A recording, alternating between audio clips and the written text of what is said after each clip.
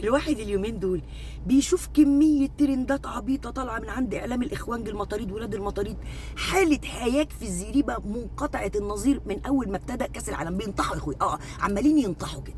أول ما ابتدى كأس العالم هتطلعوا لنا من دور المجموعات، أنتوا رايحين هناك تعملوا لنا التمثيل المشرف. قوم أول ماتش ربنا يكرمنا ونتعادل مع بلجيكا.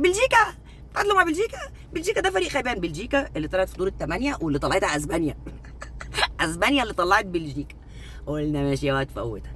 نيجي تاني ماتش نسيح الزبده النيوزيلندي ومئات الاف المصريين الكيادين حبايب قلبي ينزلوا يحتفلوا في الشوارع بالملايين كده في كل حته فيك يا مصر، من وسط البلد الاسكندريه. ليه انا كنتوا فرحانين قوي كده. طب لما نشوف هتعملوا ايه؟ جه ماتش ايران وعدينا وصعدنا دور ال 32. اسم الله علينا، راحوا خانسين تماما بقى. خنسوا بقى، عرفوا ان في ايه، في حاجه كده جديده حصلت على المنتخب المصري. دخلنا دور ال 32 وكان الماتش للصدفه يا اخويا يوم 3 يوليو. المصريين يسكتوا، راحوا ردينها لهم. اول ما ربنا كرمنا وغلبنا وطلعنا دور ال 16، المصريين قالوا لهم دي بركه 3 يوليو يا اخوي، دي بركه الباقي. راحوا هم اتكتموا وبلعوا لسانهم، كانوا قلبهم محروق يا كده امهم. يجي يوم 4/7 فخامه الرئيس عبد الفتاح السيسي يفتتح الكيان، يفتتح الاوكتاجون. فيتجننوا بقى، يطيحوا بقى. ده خايف على نفسه من الثوره، ده خايف على نفسه. يعني كان لسه قبلها بيومين الناس في الشوارع بالملايين بتحتفل، خايف على نفسه من الثوره، بيحمي نفسه. حاله بقى يا حبايبي جت لهم مسكتهم بقى. المصريين سقعوا لهم تماما. بس يالا منك ليه، يالا احنا دلوقتي مبسوطين ومتكيفين. ايه بقى لزومها الصرف على الاوكتاجون دي بقى؟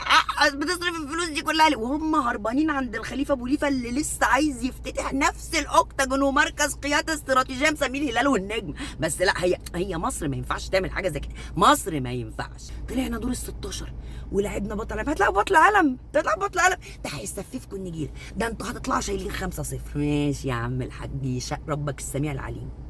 نسفف بطل العالم النجيله ونعمل ماتش عالمي. العالم كله بيتكلم عليه وعلى جمال الاجوال اللي دخلت فيه. العالم كله بيتكلم على الفضيحه التحكيميه وماسكين الفيفا غسيل ومكوى من ساعتها لحد يومنا هذا. كل الدنيا بتتكلم على اللي حصل مع مصر، تمام، وبيستشهدوا بيه على فساد الفيفا. حلو. خلاص المنتخب بتاعنا رجع واحنا راضيين ومبسوطين، الحمد لله يا رب، الحمد لله. وهنستقبلهم في مدينه العالمين. طبعا بيستقبلهم في مدينه العالمين عشان خايف من تجمعات الناس لا تعمل عليه ثوره. يا ولاد العبيط، ده لسه من يومين الناس كانت في الشارع.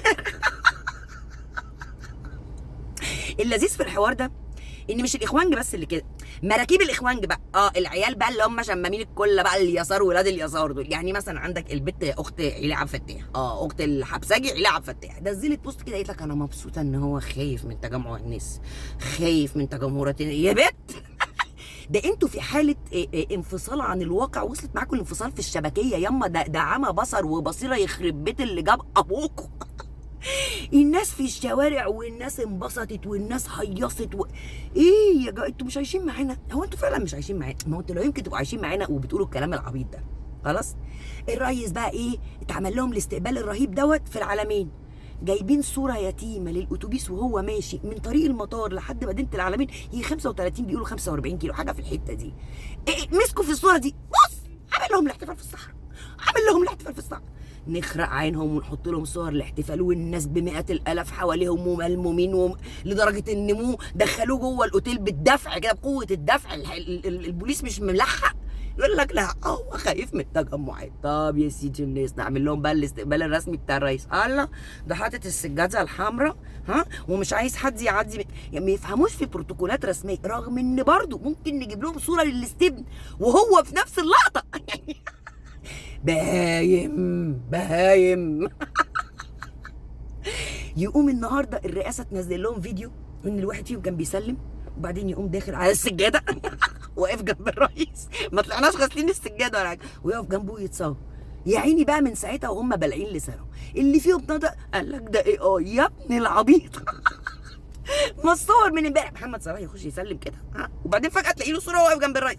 عملها ازاي؟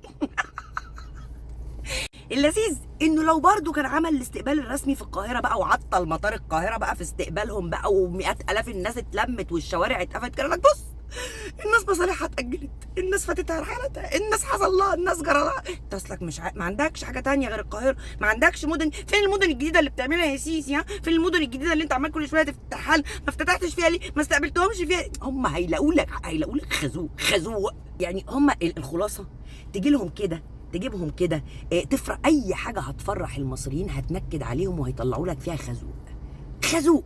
فاحنا قاعدين النهارده بقى حاطين ايدنا على خدنا كده مستنيين الترند العبيط بتاع النهارده. يا ترى النهارده هيطلعوا لنا النهارده الاحتفاليه الشعبيه في الاستاد، في الاستاد بحاله.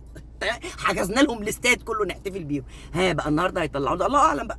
يقول لك لا اصل كان في كشاف مضلم شويه، اصل كان في نور مش مظبط شويه، الصوت ما كانش واضح، في حاجه هيطلعوا لنا بيها النهارده.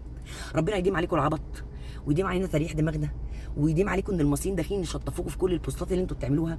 ما هو للامانه خلونا برضو نبقى واضحين وصراحه يعني، هم يشكروا على المجهود الاهبل اللي هم عاملينه ده ليه؟ لانه بيفض المصريين، يعني هو بيفضهم من حواليهم. ايه العبط يا ابني اللي انت بتتكلم فيه؟ المصريين مين اللي هو خايف من تجمعهم؟ امال دول كانوا، ما اصل الناس نفسها كانت في الشارع، انا كنت في الشارع، فانت هتقولي خايف من ما انا كنت في الشارع. فربنا يدينا علينا عبطكم، عشان عبطكم ده نافعنا جدا. وهفضل دايما اقول والله العظيم 3 الله يبارك لك يا عبد الفتاح يا سيسي في معارضتك. والمصحف انت مبخت. ونفسي اعرف الدعوه اللي دعيتها لك والده فخامتك عشان اخلي امي تدعيها لي، والله بجد. يعني هي ايه الدعوه اللي دعيتها تخلي المعارضه بتاعتك بالعبط ده؟ المعارضه العبيطه رزق، اقسم بالله. يلا ربنا يكتر افراحنا، يكتر افتتاحاتنا، ويكتر انتصاراتنا، ويكتر يا رب دايما كده من سمعه مصر الحلوه في الدنيا كلها، ويكتر عليكم حرقه قلبكم اللي انتوا فيها. مساءكم عسل يا مصريين.